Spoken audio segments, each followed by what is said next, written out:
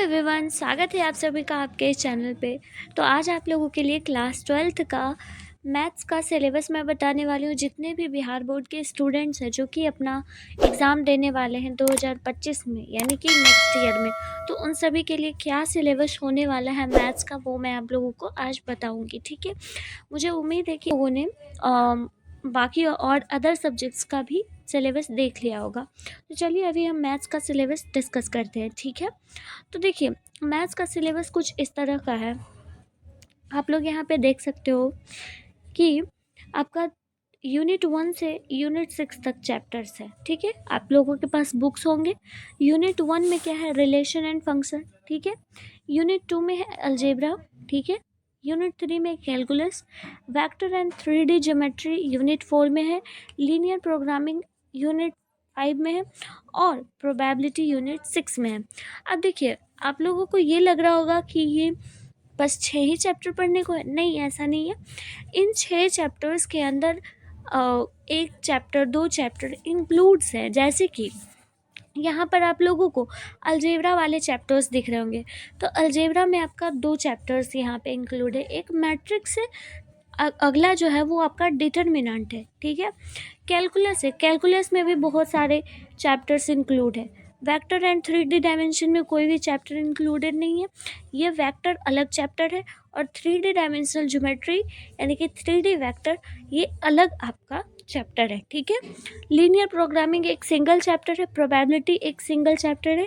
यहाँ तक कोई दिक्कत नहीं है। बेसिकली मैं इस चार्ट से आप लोगों को ये समझाना चाहती हूँ कि इन सभी यूनिट से आपका कितना मार्क्स का आता है एग्ज़ाम में। तो आप लोग यहाँ पर देख पा रहे होंगे कि सबसे मोस्ट इम्पॉर्टेंट चैप्टर आप लोगों का कैलकुलस है।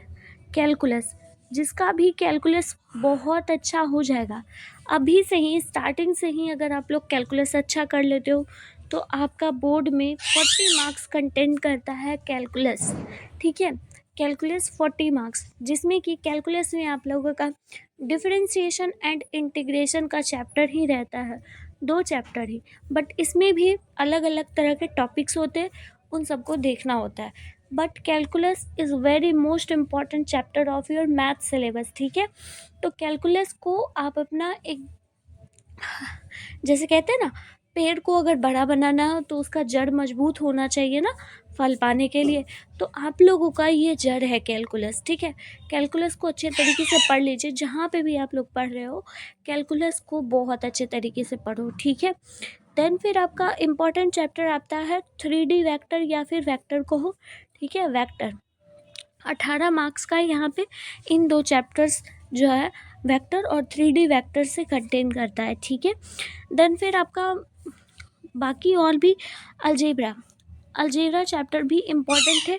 ठीक है, वो और भी बाकी सारे चैप्टर्स ही इम्पॉर्टेंट है। तो इस हिसाब से हम आपको बेसिकली इतना बताना चाहते हैं कि कैलकुलस को आप लोग बहुत अपना अच्छा बना लो, कैलकुलस, वेक्टर और 3D ज्योमेट्री। ठीक है, आगे देखिए चैप्टर्स का इन डिटेल में हम बात किए हैं। ठीक है, थ्योरी सिलेबस है बिहार बोर्ड का मैथ का। ठीक है, अब देखिए ये यूनिट है, सीरियल वाइज है।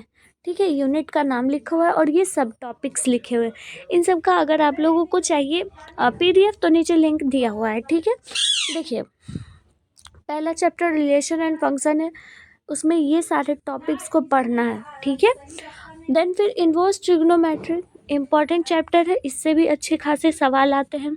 ठीक है, इसमें ये सारे टॉपिक्स को आपको पढ़ना है। देन फिर आपका आता है मैट्रिक्स, मैट्रिक्स में ये सारे चीज़ों को आप लोगों को कवर करना है, सब टॉपिक्स है। ठीक है, डिटर्मिनेंट, डिटर्मिनेंट में ये सारे टॉपिक्स को कवर अप करना है। ठीक है, इसके बाद देखिए आप लोग कंटिन्यूटी, ये चैप्टर जो है वो बहुत इंपॉर्टेंट है। यहाँ से आप लोगों का कैलकुलस स्टार्ट हो जाता है। यहाँ से आप लोग जो डिफरेंशियल इक्वेशन तक का चैप्टर्स देख रहे हो, ये सारा चैप्टर्स जो है वो आपका ये कैलकुलस का है। ठीक है, और इन्हीं 4 चैप्टर्स में से, इन्हीं 4 चैप्टर्स में से आप लोगों का 40 मार्क्स आएगा। ठीक है, 40 मार्क्स। तो ये 4 चैप्टर्स ज़्यादा इम्पॉर्टेंट हैं। ठीक है, देखिए यहाँ तक आपका ये दोनों चैप्टर्स जो हैं, ये है डिफरेंशिएशन का। यहाँ से आपका जो चैप्टर है ये आपका स्टार्ट होता है इंटीग्रेशन का। ठीक है, तो इन सबको आप लोग अच्छे तरीके से पढ़ लो। ठीक है, क्लियर है। अगला क्या है, 10 नंबर चैप्टर आप लोगों का आता है वेक्टर अलजेब्रा। ठीक है, जैसा कि आप लोग देख सकते हो ये सारे सब टॉपिक्स है इसके, ये सारी चीज़ें आपको पढ़ना है। ठीक है, उसके बाद फिर आता है 3D डायमेंशन यानी कि 3D वेक्टर, यही है। ये सारा टॉपिक्स जो है वो आप लोगों को कवर करना है। ठीक है, क्लियर है। उसके बाद फिर आता है लीनियर प्रोग्रामिंग प्रॉब्लम। इससे आप लोगों का ये सवाल जो है मतलब कि इस तरह का प्रॉब्लम्स आप लोगों को सॉल्व करना रहेगा। इसमें क्या होता है ना कि इससे क्वेश्चंस तो आते ही आते हैं, इससे चैप्टर से लॉन्ग क्वेश्चन आते हैं और हम आप लोगों को बता भी देंगे कि किस तरह का लॉन्ग क्वेश्चन आता है, और ये फिक्स है कि इससे आता है। ठीक है, तो LPP से आप लोगों का 5 नंबर का सवाल आता है और शॉर्ट क्वेश्चन आता है 2 नंबर का। ठीक है, और ऑब्जेक्टिव में भी इससे सवाल आते हैं। ठीक है, लास्ट चैप्टर आप लोगों का प्रोबेबिलिटी है। ठीक है, प्रोबेबिलिटी लास्ट चैप्टर है और ये सारे प्रोबेबिलिटी में आप लोगों को पढ़ना है। ठीक है, तो आप लोगों को आपका सवाल का जवाब मिल चुका होगा, यानी कि हम आपको सब टॉपिक्स भी बता दिए हैं, चैप्टर्स का नाम भी बता दिए, ऑलमोस्ट हर चीज़ आपको डिटेल एनालिसिस करवा दिए हैं कि कितने मार्क्स का कहाँ से कौन से चैप्टर्स का वेटेज होता है और किस चैप्टर्स पे ज़्यादा से ज़्यादा ध्यान देना चाहिए। ठीक है, तो ये आप लोगों का सिलेबस रहा। ठीक है, आई होप कि आप सबको ये सिलेबस पता चल गया होगा। तो आप लोग अच्छे से पढ़ाई करो, अभी बहुत टाइम है, लेकिन इतना भी टाइम नहीं है कि वेस्ट करना है। ठीक है, अच्छे से यूटिलाइज करो टाइम को। ओके, मिलते हो फिर नेक्स्ट इम्पॉर्टेंट वीडियो के साथ, तब तक के लिए धन्यवाद, बाय बाय।